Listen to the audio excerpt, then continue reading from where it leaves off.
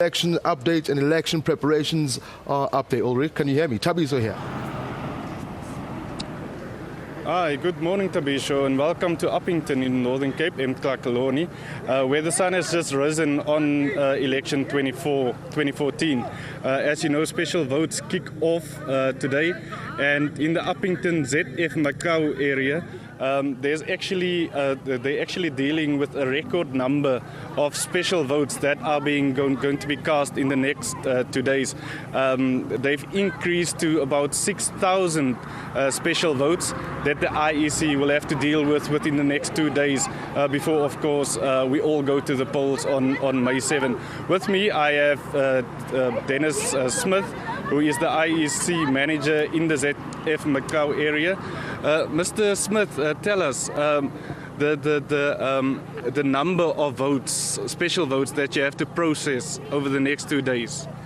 Good day, Ulrich.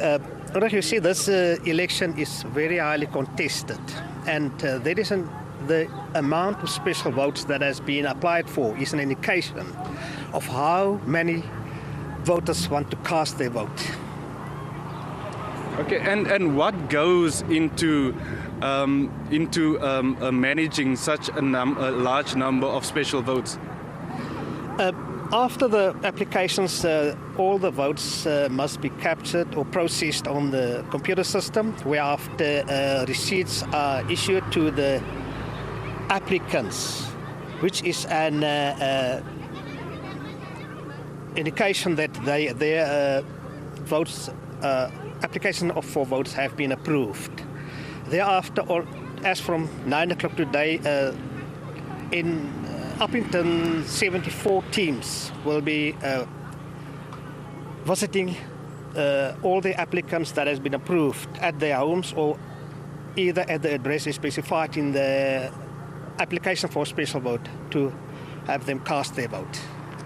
Okay, and then what happens over the next 2 days? These 74 teams will go there. When they reach the homes, what happens then?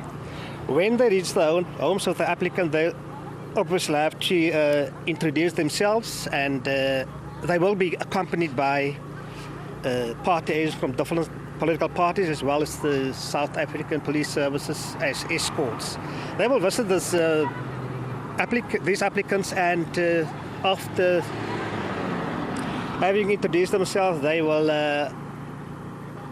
ask for the ID document of the applicant, where after it is checked against the list of approved applications, and thereafter the process of actual voting process will start with the stamping of the ID document, as well as the marking of the finger, and then 2 ballot papers will be issued to the applicant. They will be folded and also stamped at the backside, and then the voter will have the chance to cast his or her vote in secrecy, whereafter the folded votes are put into an unmarked envelope, and that unmarked envelope will be put into a larger one and also be sealed, and the voter's name,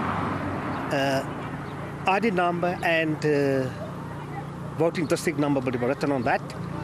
It will be sealed and kept in a box file until 5 o'clock. After 5, when they return to the voting station, it will be open all day.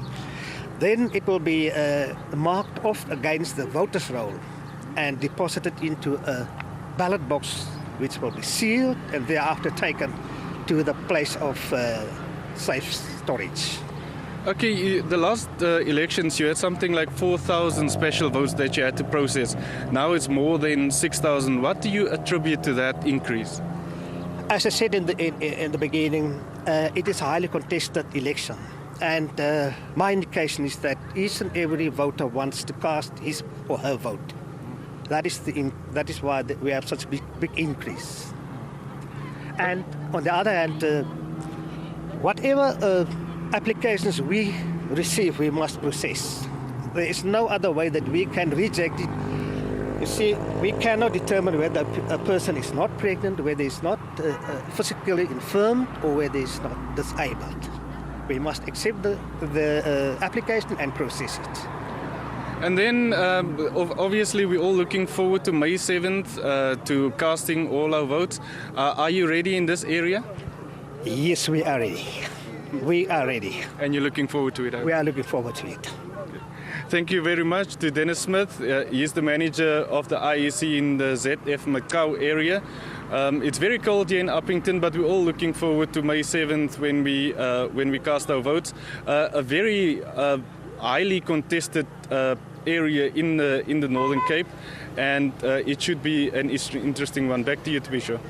Thank you very much. Ulrich Hendricks is part of our journalists, is part of the teams that the SABC has got covering these elections. So we'll keep you updated, in fact, keeping us updated on exactly what's happening on the ground. As you saw earlier, we spoke to other journalists and other studios that the SABC has. We went down to Cape Town. We also went to the Eastern Cape. I must say,